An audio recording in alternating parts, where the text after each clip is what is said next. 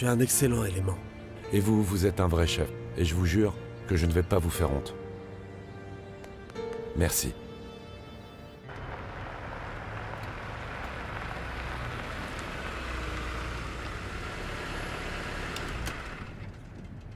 Allez, viens, on y va. D'accord. Merci. Merci. Que faites-vous ici? Ben, nous sommes venus chez le gynécologue. Toi, je ne te demande même pas, je sais pourquoi t'es ici. Mais un jour, tu vas regretter ça, petite sœur. Je te garantis que je ne le ferai pas. Et c'est pour ça que tu m'as appelé? Pour me dire que ma sœur va abandonner son enfant, c'est ça l'urgence? Je ne t'ai pas appelé. Ça a dû appeler tout seul, peut-être. Martina, ça va? T'as besoin de quelque chose? Je vais bien, merci. Eh bien, nous allons acheter les meubles pour notre bébé et nous allons monter sa chambre. Hein, mon amour?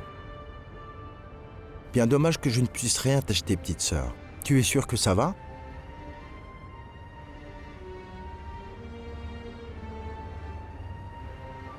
On y va.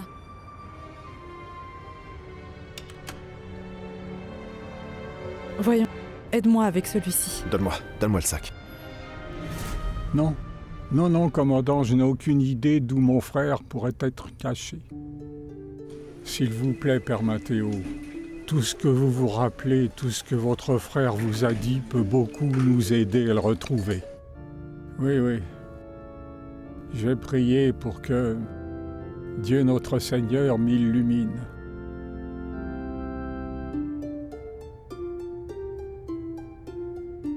Ce n'est pas possible, Alexa, ce n'est pas possible. Tu n'as rien choisi, absolument rien en 2 heures. 2 heures perdues. Ça me semble d'aller faire du shopping, là. Quel absurde de quoi? Il s'agissait juste que tu me dises. Ouais, que tu aimais. Tu n'as même pas pu choisir un berceau pour ton enfant. J'ai tout choisi, ma chérie.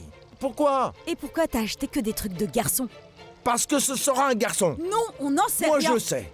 Désolé. Tu sais même pas ce qu'il faut acheter. Je veux que mon fils ait tout.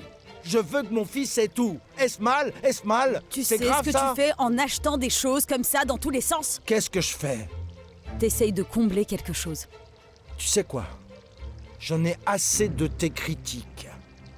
Que ce n'est jamais suffisant pour toi. N'importe quelle femme serait heureuse que son mari l'emmène acheter ce qu'elle voudrait pour son bébé. N'importe quelle femme. Eh ben, je ne suis pas n'importe quelle femme. Moi, je ne comprends pas qu'on puisse dilapider de l'argent comme ça, qu'on puisse dépenser de l'argent sans y penser. Je ne comprends pas qu'on soit aussi immature. Si je t'agace tellement, alors on divorce et c'est Oh fini. mon amour, s'il te plaît. Si je t'ai pas donné le divorce avant, pourquoi te le donnerais-je maintenant? Avec un enfant. Alors là, le divorce, tu peux oublier. Alors commence à t'y faire. Faut t'y faire. Et mets-toi dans la tête que tu vas rester à mes côtés pour toujours. Parce que tout ce qui est dans cette maison, y compris toi, est à moi. Ne crie pas, pas besoin d'osser Je le crie ton. comme je veux dans ma maison.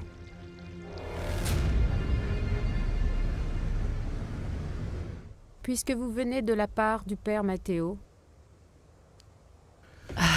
Je vous remercie, madame la directrice. Et si ce n'est pas trop demandé, je voudrais que personne ne sache que je suis ici. pour quelle raison? Je veux passer inaperçu pour pouvoir méditer et prier avec la dévotion qui se doit. Je suis dans une période de introspection. Eh bien, si c'est vraiment la raison, vous pouvez compter sur toute notre discrétion. Merci beaucoup. Et maintenant, s'il vous plaît, j'aimerais que nous passions à la salle à manger pour prendre les aliments sacrés. Merci, mère. Par ici, s'il vous plaît. Ce sera un plaisir. Je n'ai pas touché à un morceau depuis presque 24 heures. Ah, Heriberto, les jeûnes prolongés sont mauvais. C'est très bien de faire des sacrifices, mais tu vois, tu peux tomber malade. Tu as raison. C'est pour ça que je t'ai aussi donné un délai et tu es revenu. Parce que tu ne sers à rien comme femme. Tu ne sers à rien, même pas pour choisir le berceau de ton propre enfant. Et c'est pour ça que t'es revenu en rampant, la queue entre les jambes. Parce que tu as voulu, ou par faim. Et pourtant, je t'ai pardonné. Je t'ai pardonné par amour. Est-ce que je me trompe? De supporter autant tes mauvais traitements. Je t'ai donné une autre chance. Et tu sais pourquoi je te l'ai donnée? Parce que je t'aime. Je suis naïf, mais parfois, tu m'agaces. Et tu crois que c'est ça, l'amour? Tu crois que c'est comme ça qu'on doit traiter une femme? Si pour toi, je ne vaux rien comme femme, si je rampe, si j'ai pas de dignité, alors pourquoi tu voudrais rester avec moi? Tu sais pourquoi? Juste pour la satisfaction de savoir que toutes les choses de cette maison, toi aussi tu m'appartiens. Et tu ne seras à personne d'autre. Et je ne permettrai jamais que tu sois un autre homme. C'est clair pour toi? Alors, admets-le une bonne fois pour toutes et souris. Parce que je veux que tu sois plus participative la prochaine fois qu'on ira, mon amour. C'est clair pour toi? Je t'aime.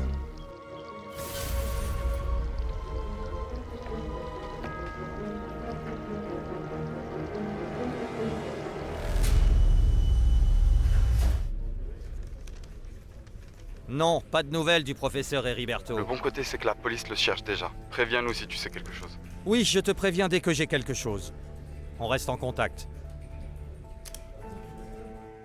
C'est ça.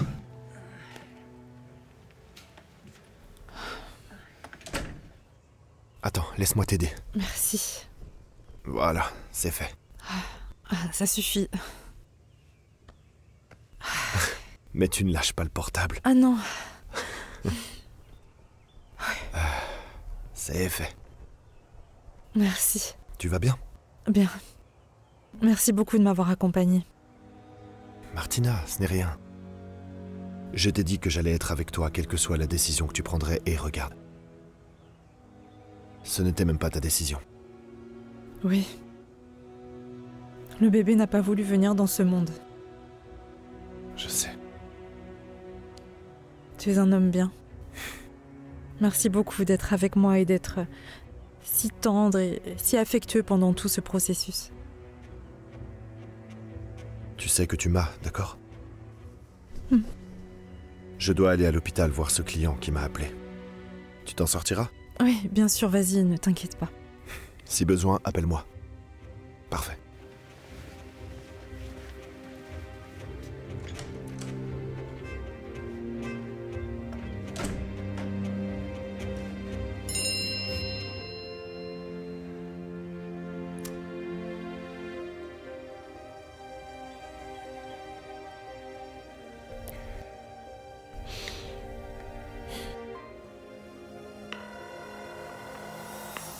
Ah,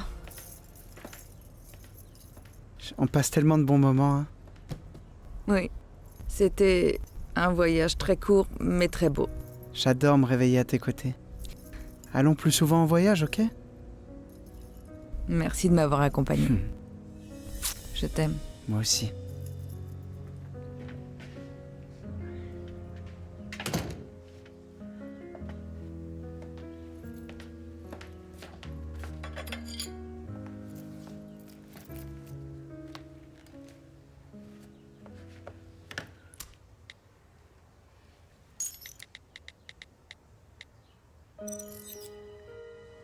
Martina, comment vas-tu? bonjour maman. Pardon, je viens juste d'écouter ton message, je reviens de l'hôpital. Mais pourquoi tu ne m'as pas prévenue, ma fille? J'aurais pu t'accompagner. Non maman, j'y suis allée avec Gabriel et...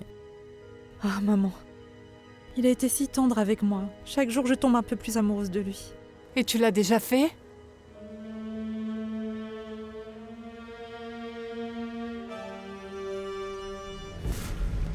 J'espérais qu'au dernier moment, il aurait changé d'avis, mais il n'y a rien à faire.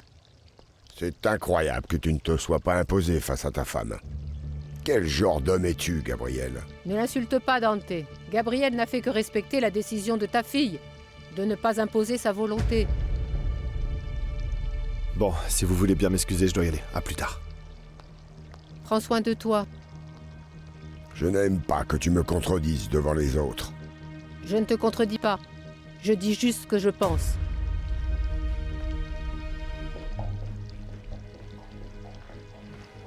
Ah. Oh. Ah. Ya.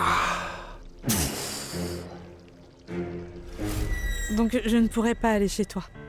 Tu aurais dû me prévenir, Martina. J'aurais accompagné Gabriel pendant que tu étais au bloc. Merci, mais nous avons préféré y aller tous les deux seuls. Oui, je comprends. Je suis à tes côtés, comme je l'ai ressenti de ta part quand nous étions au Mexique. T'inquiète pas, ce n'était pas nécessaire. Dis-moi, et est-ce que tu as des nouvelles des enquêteurs? Oui, il y a déjà des nouvelles. Attends, mais je t'appelle plus tard. German arrive.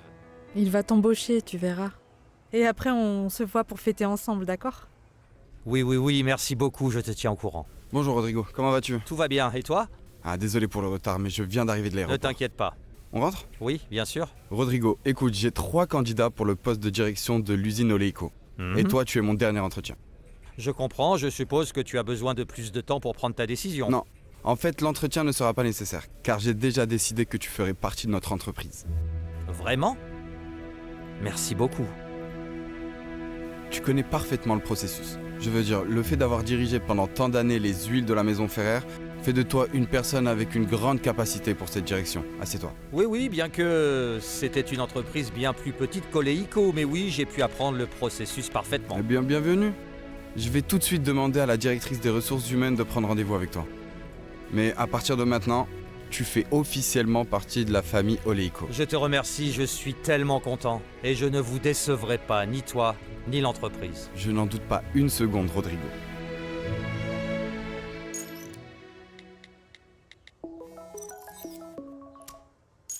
Allô? Bonjour Irène, comment ça s'est passé? Ah, très bien, incroyable. Écoute, je te raconte tout de suite, mais je voulais te demander pour Adriano, il va bien? Oui, pourquoi tu demandes? Eh bien, c'est que je trouvais que c'était bizarre qu'il n'ait rien publié ni hier ni aujourd'hui. Et c'est vraiment étrange, il est très actif normalement. Oui, comme Martina qui ne lâche pas son portable et passe son temps à prendre des trucs, des selfies, je sais pas quoi. Non, je sais pas pourquoi Adriano ne l'a pas fait. Après le déjeuner, il est allé dans sa chambre, il n'est pas sorti. Et tu l'as vu bien, tu n'as pas remarqué quelque chose d'étrange? Hier soir, je l'ai vu silencieux pendant le dîner, mais il a dit qu'il était fatigué, qu'il avait mal à force de faire autant d'exercices. Eh bien oui, c'est sûrement ça.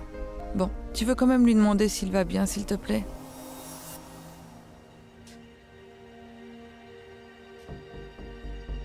Écoute, petit imbécile, si tu vis comme tu vis, et que nous, les frères, avons ce que nous avons, c'est parce que nous étions au bord de la faillite, alors que tu étais un enfant stupide. Nous avons dû nous sacrifier et entrer dans ce business pour que vous tous puissiez continuer à vivre dans le luxe et le confort. Ceci est un business d'homme. Pas de petite fille comme toi. Ta mère, comme toutes les vieilles de la famille, ne savent pas du tout ce qu'il y a derrière un empire, comme l'empire des Ferrer. Mon père et moi avons dû risquer notre peau, jouer notre vie pour mener cette double vie et publiquement continuer à être des gens respectables. Toi, tu ne vaux rien. Je te l'avais dit, et ça aurait pu être pire. Je t'avais déjà dit que la plupart ne reviennent pas vivants.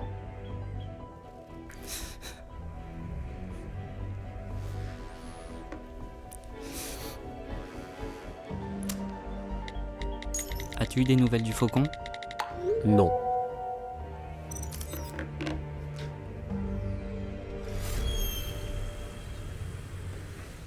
Alors je me sens les mains liées. Ouais, je te comprends. Hé, Gabriel.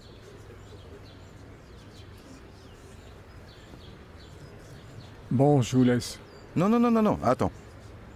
Comme ça, tu m'éviteras de devoir te répéter tout ce que Gabriel est venu me raconter. Merci d'avoir empêché que Joaquin sache qu'Alexa n'est pas enceinte. Nicolas, comment vas-tu? C'est moi. Oui, s'il te plaît, écoute-moi bien. J'ai besoin que tu contactes la clinique de gynécologie de Guaymas et que tu cherches le docteur Riestra. Oui, distrais-le. Il est sur le point de faire une échographie à Alexa. Oui, non, ne me demande pas. Distrais-le simplement. Je ne sais pas, interromps-le, fais quelque chose. Ok. Tu m'as mis dans l'embarras. Alors, explique-moi ce qui se passe avec elle. Quel rapport as-tu avec la femme du faucon? Eh bien, Alexa m'aide à démasquer Joaquin. En fait, la photo que je t'ai envoyée, c'est elle qui m'a aidé. C'est elle qui me l'a donnée. Et pourquoi y a-t-il autant de confiance et de complicité entre vous? Alexa et moi nous connaissons depuis longtemps. En fait, avant d'arriver à la maison. Avant d'être des beaux-frères. Alors c'est pour ça que tu as demandé les vidéos de son agression, de son accident et le rapport d'expertise de l'accident de ses parents? Oui, c'est ça. Et que sait-elle exactement? Alexa sait strictement ce qui est nécessaire. Elle sait que Joaquin est dangereux et qu'il gère une affaire illégale. Elle l'ignore. De quoi il s'agit, ni non plus que je travaille avec vous. Et pourquoi Madame Alexa trompe son mari à propos de ce bébé? Parce qu'Alexa est très claire sur le fait que sa vie est en danger. C'est pour ça que j'ai besoin que vous m'aidiez avec le docteur Riestra. Qu'il continue à tromper Joaquin sur la situation d'Alexa.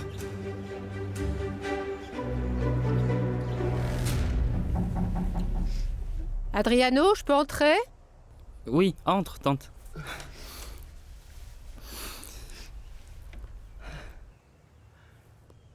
Tu vas bien? Oui? Oui. Sûr? Ça ne serait pas que ta maison te manque? Ta maman?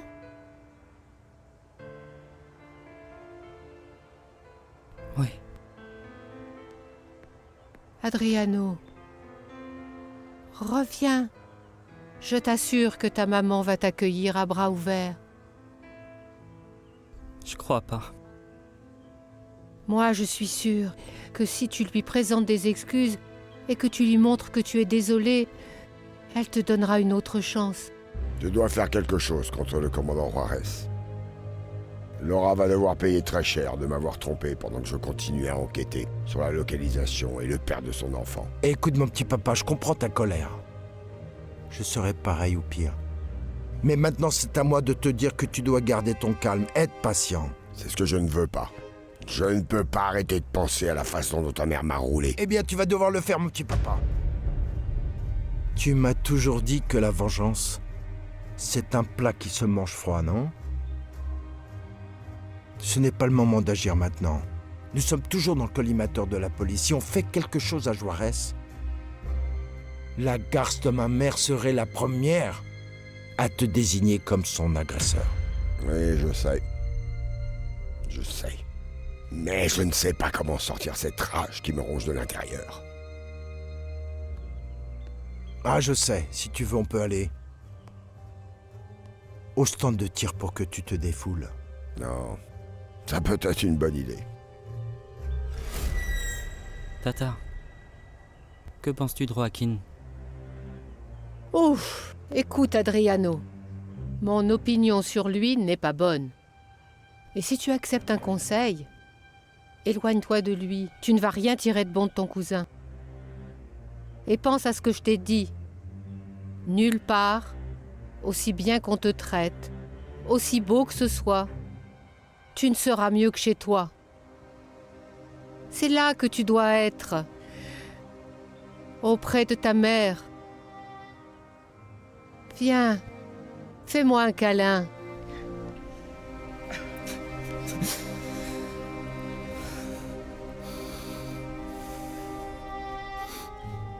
Mon enfant.